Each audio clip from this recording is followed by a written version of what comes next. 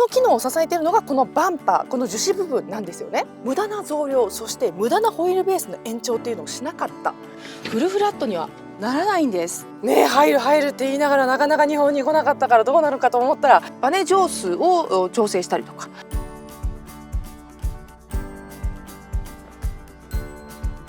はい、皆さんこんにちは。自動車ジャーナリストの今井ゆきです。今日はこちらじゃん、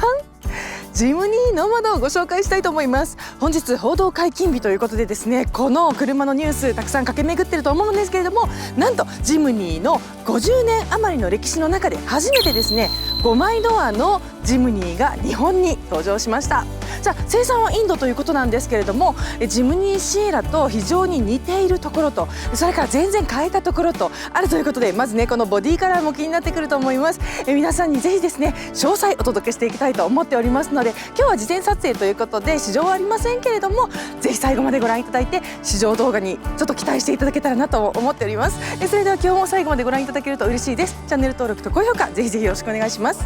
1層目、2層目、トップコート。いやー大満足ですね。自分でできるガラスコーティングシラザン50、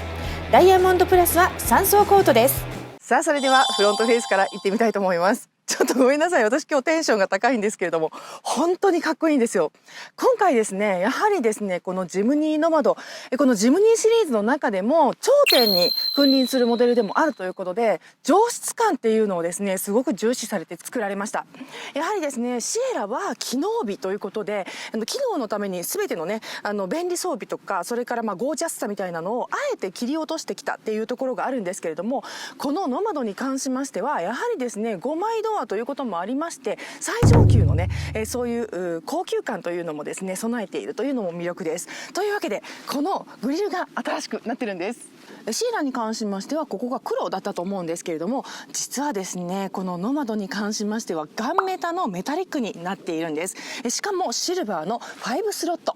ね、こちらもすごく存在感があってかっこいいです。はい、今回新設されたところがいくつかありますので、そちらの方もねご説明していきたいんですが、まずはこのグリルですね。そしてこっからここまでルーフも含めてっていうのも新設をされております。なんですけれども、このボンネットまでのここの間と、それからバックドアはシエラをそのまま使ってるんですね。これもこだわりだと思うんですけれども、あえて変えなかったシエラをしっかりと長く大きくしましたというのもポイントなので、こちらも追ってお話ししていきます。さあ話が戻って、こちら樹脂のですね無塗装のしっかりとしたバンパーですね。バンパーがグリルの中まで入り込むようなそんな形状になってます。ここもオフローダーとしてですね必要な機能なんだそうです。やはりですねそのアクロ走破ということを考えると、ジムニーというのはですねなんと世界199カ国、そしてですね累計販売台数がなんとですね349万台というすごいモンスターモデルなんですけれども、その人気の秘密の大きな一つがやはりアクロ走破性ということで、日本でもですね災害のたびに元気に走るジムニーがですね定期的に X、ツイッターでバズりますけれども、その機能を支えているのがこのバンパー、この樹脂部分なんですよね。はい、この車に関しましてはやっぱりねフロントだけってね区切らずにこうね全部横までお話しすると話がつながっていくので、ちょっと前と横をちら見せしながらいきますけれども、この大きな樹脂部分があることによってやはりですね下からのその泥の羽の中に入っている石とかそういう傷とかをですねここで守る、ボディの外反パネルまでを傷つけないというですね機能部品でもあるということなんですね。さらにここちょっとですね斜めに跳ね上がっているのがわかるでしょうか。ここもですね実はそのアプローチの時にですねこのボディにヒットしないようにあえて切り込みを入れてあるという機能部品でもあるんです。さあ今回ですね実は他のジムニーシリーズと違いまして生産がインドになります。他のは日本で作っているんですけれども、これだけインド大丈夫なのってちょっとねごめんなさい失礼ながらですねやはりジャパンクオリティということをですね思ってしまうんですが、ちょっと実はここまで乗っただけでもめちゃくちゃ質感高かったです。というわけで乗った感じ、もう本当にご安心くださいと言っちゃっていいと思います。これぶっちゃけトークです。さあそれではですねせっかくなのでエンジンルームも開けてみたいと思います。こういうですねオフローダーの車って全てがすごく軽やかですよね。はい、開けます。でもしっかりと重い。さあ今回ですね実は5枚ドアにはなりましたけれども、無駄な増量、そして無駄なホイールベースの延長っていうのをしなかった。それは走行性能のためにというお話もされてました。というわけでエンジンの中身は全く同じなんですけれども、このバランスもですね意外に良くて、この辺をですねこの後の走行を楽しみにしたいなという部分でもあるんですけれども、ちょっとこの辺のね芝生のアクロを走っただけでもすごくバランスが良かったです。さあ、武骨なエンジンルームっていうような感じがしますよね。はい、そしてオフローダーとしてやはりこちらすごく大事だと思うんですけれども、切り立ったフロントガラス、これによってですね前方視界というのを直接視界というのをですね担保しているということなんですね。でやはりメルセデスの G クラスとかもそうですけれども、やっぱオフローダーモデルってこのガラス立ってますよね。このボンネットの先であるとかね、アクロを走る時の視認性っていうのをですね考えるとこういう形状になるんだそうです。さあそれではですねサイドビューいきたいと思いますね。ちゃんと長いでしょ。というわけでこの後ろのドア分が追加されてるんですけれども、これがですねなんと全長の方がですね3890あります。でシエラがですね3550ですので340ミリ伸びてるんですが、ホイールベースもですね340ミリ伸びてるんです。つまり延長分が全てここということで、荷室よりも注目したいのはやっぱり後部座席。こちらは後でご紹介していきます。アプローチアングルは36度、デパーチャーアングルは47度で、この前後アプローチデパーチャーのアングルはシエラと同じです。なんですけれども、ランプブレークオーバーアングルだけですね、実は少しだけシエラに劣ります。ノマドがですね28度、そしてシエラが25度ですので、ここだけ少し違うんですけれども、これはですねやはりちょっとホイールベースを伸ばした関係上ということです。なんですけれども、ここもさっきお話しした通りですね、この延長を最小限にとどめたっていうところもですね走破性のための寸法なんだそうです。ちなみにこの直線的なデザインもやはり自分にシリーズを象徴するデザインだと思います。機能ということをすごく感じさせるんですけれども、この水平ラインがまたアクロを走った時にすごく映えますよね。さあそしてですね、傷つきにくいようにというこの樹脂無塗装のフェンダーアーチ部分なんですけれども、ここが台形になっています。なぜこれが丸じゃないのかというと、こう手を入れてねタイヤ交換などをする時に作業しやすいようにということを考えて、こういう風にちょっと台形っぽくしたんだそうです。ここもシエラから踏襲されている部分です。はい、それではリアビューです。このバックドアもですね少しだけ違うところがあるんですけれども、シエラと基本的には同じです。ここもですね、メルセデスの G クラスとかもそうですけれども、こういうオフローダー好きな方ってね、こうヘリテージみたいなのが好きな方がとっても多いと思うんですけれども、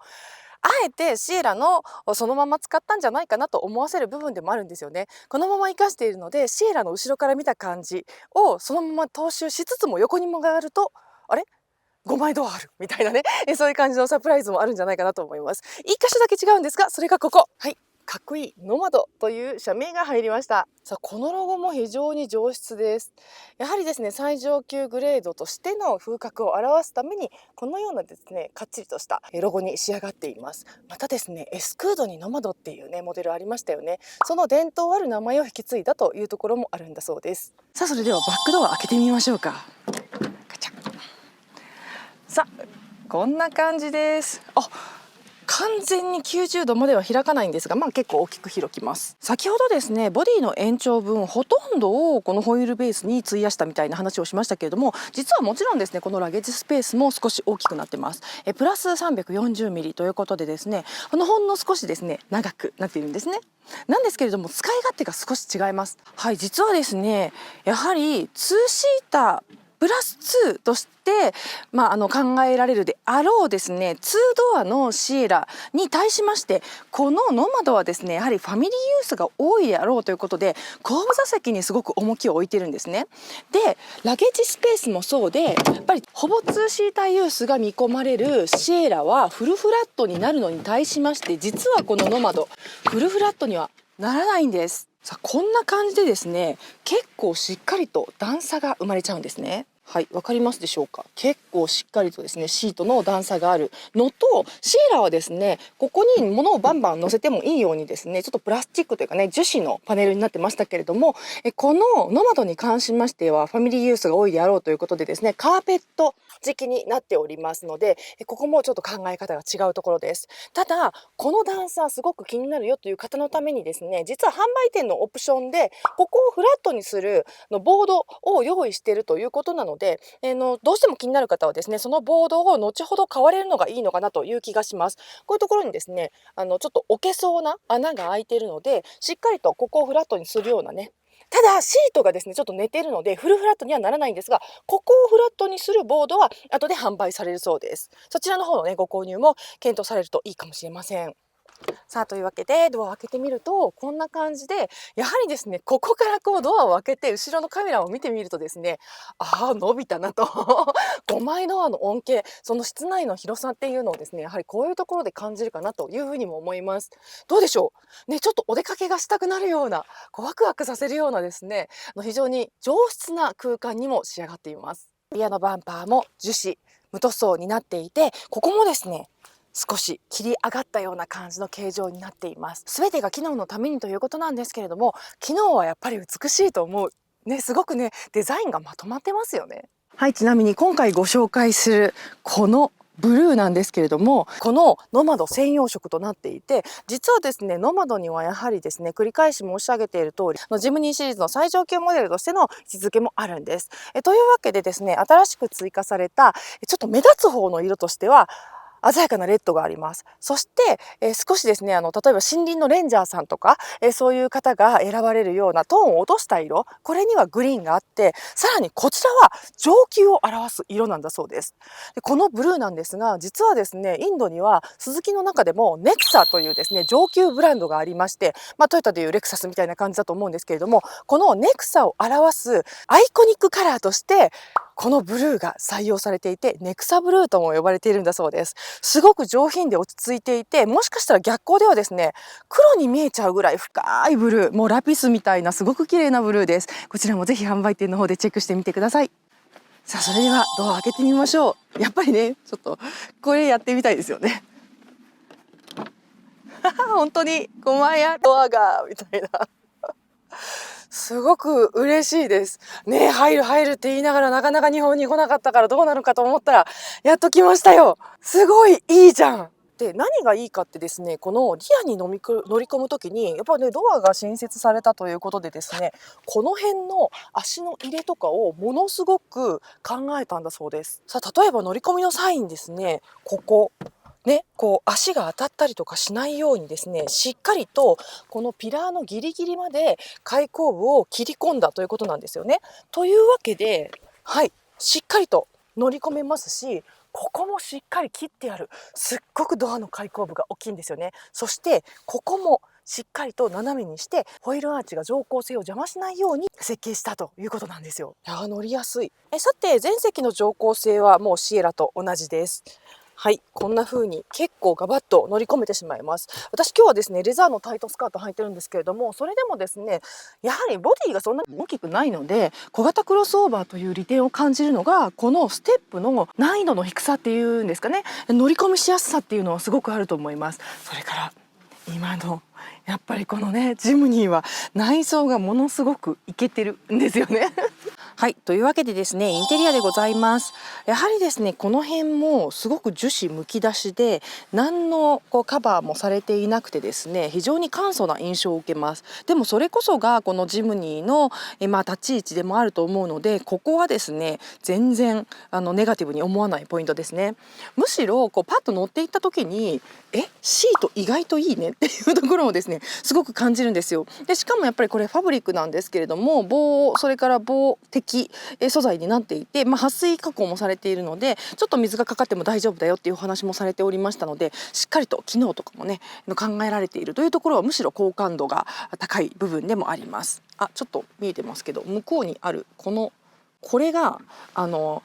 手な方の色ですね。赤です。すごくね鮮やかですごくかっこいい色ですよね。はい、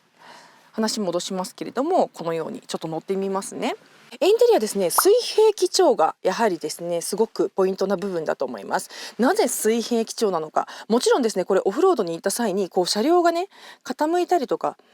した時にどう傾いているのかっていうのを分かりやすいようにこのように水平基調にしてるんだそうです。あとですねやはり視界を邪魔しないために、直接視界をね邪魔しないためにですねこういうところの角もしっかり落としてあって本当に視界がいいですよね。撮影のために私シート後ろに下げてますけれども、自分のドラポジだと本当にボンネットのその先まで見えちゃうんじゃないかっていうぐらいですね、この切り立った A ピラーのおかげですごく視界がいいです。はい、今回ですねテスト車両ということでここにナビが入っていませんけれども、ここにねディスプレイが入る予定になっておりますので、そこはご安心ください。それからこのコンソールの部分もですねずーっとこう一本ね貫かれてるんですけれども、ここもですねやはりこうねラダーフレームであるとかこのオフローダーの堅牢性っていうのを表したデザインになってるんだそうです。そう、今回ねラダーフレーム使用されております。その辺の走行性能に関しましてはジムニーに準じます。メーターです。ちょっとねスターターオンにしてみましょうか。さあという感じでですね、実は今ライトオンにしてないんですけれども、メーターの中のライトがバックライトがつきました。これはですね常時ライトがオンになっています。例えば木漏れ日を走行する時なんかもですねこの光が差したり影になったりっていうその外的要因によって視認性が下がるのを防ぐために常時メーターのバックライトがオンになっているんだそうです。で非常にここもですねメカメカしくてシンプルです。回転系、それからメーターで真ん中だけね白黒のディスプレイっていう形ですごくシンプルなものが入っております。はい、でこの辺もですねすごくシンプルではあるんですけれども、この運転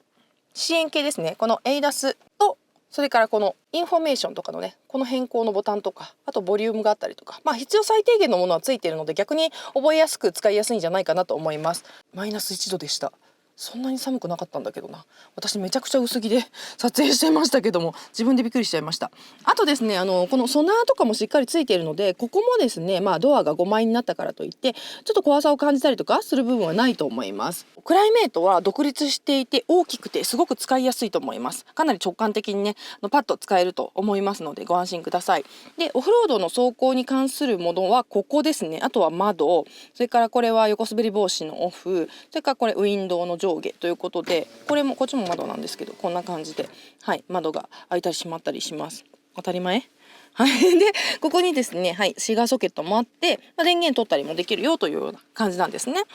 シフトはもうすごくクラシカルです。ここももうシンプルにガコッと引き落とすやつなんですけど、そうなんですよね、スズキのこの超ストレート式のやつは私ちょっと使用感にですねちょっと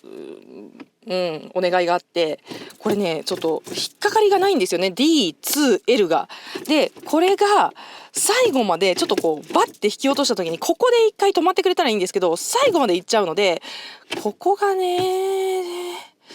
2まではそうか2で固定されるのか。例えばだから P からここをグッと引いたまま最後までやっちゃうと最後までいっちゃうんですけど、例えば、この間ですね、この間だと、リバースからセカンドまでで止まるのでローにまではいかないけれども、でもそれでもこのね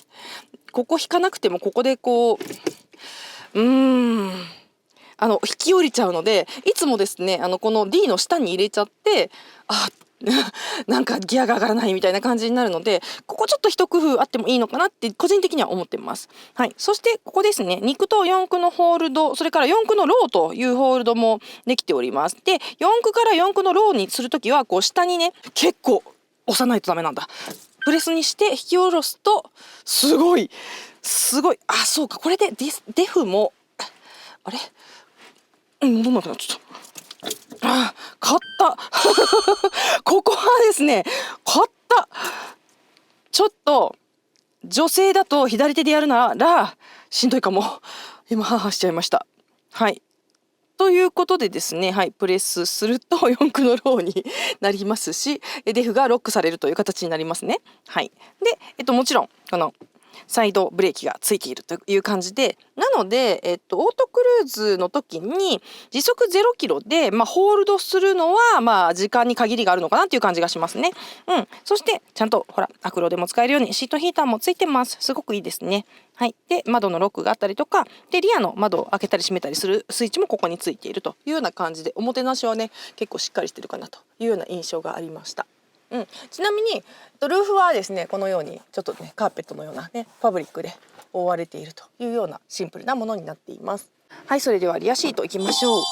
はい、先ほど申し上げた通りここがねですねホイールアーチを干渉しないようにしっかりとですねアーチ状になっていて、視覚的にもですね乗り込みへのネガティブをあまり感じないようなねそんな感じになっておりますし、ここがしっかりえぐってあるので本当に乗りやすそうっていうね感じがしますよね。で前席同様ですねドアパネル内側は樹脂むき出しになっていてかなり簡素ですが、これはこれでもうジムニーなんだからこれでいいや、むしろカビにされたら嫌だわみたいな感じなところであるので、もう全然ここは好感度があるポイントです。さあそして、後ろから見るとインテリアこんな感じです。すごくね堅牢で質実剛健な感じのインテリアなんですけれども、しっかりと後ろの座席から見ると広いっていうようなね感じのジムニーの窓でした。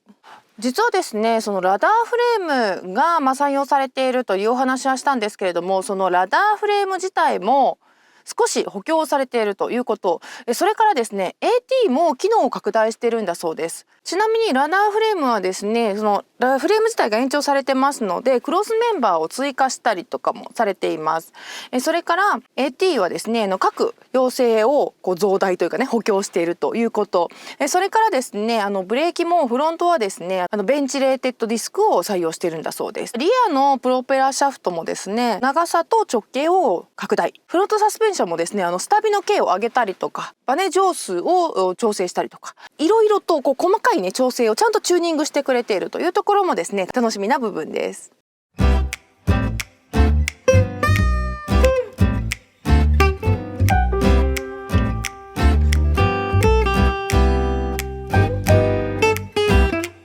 今日はこちらジムニーノマドの事前撮影会におきまして、このですね本日報道解禁されました5枚ドアのジムニーをお届けしてまいりました。いかがだったでしょうか。ものすごい待てたという方がすっごい多いと思うんですよね。ぜひですね販売店でご自身の目でチェックしていただけたらと思うんですけれども、いや本当にすっごく人気になるでしょうね。ぜひですねこちらの方私も楽しみにしていきたいですし、試乗動画も追ってお届けしていきます。さあというわけで今日も最後までご覧いただきましてありがとうございました。チャンネル登録と高評価で応援してください。自動車ジャーナリストの今井ゆきでした。バイバイ。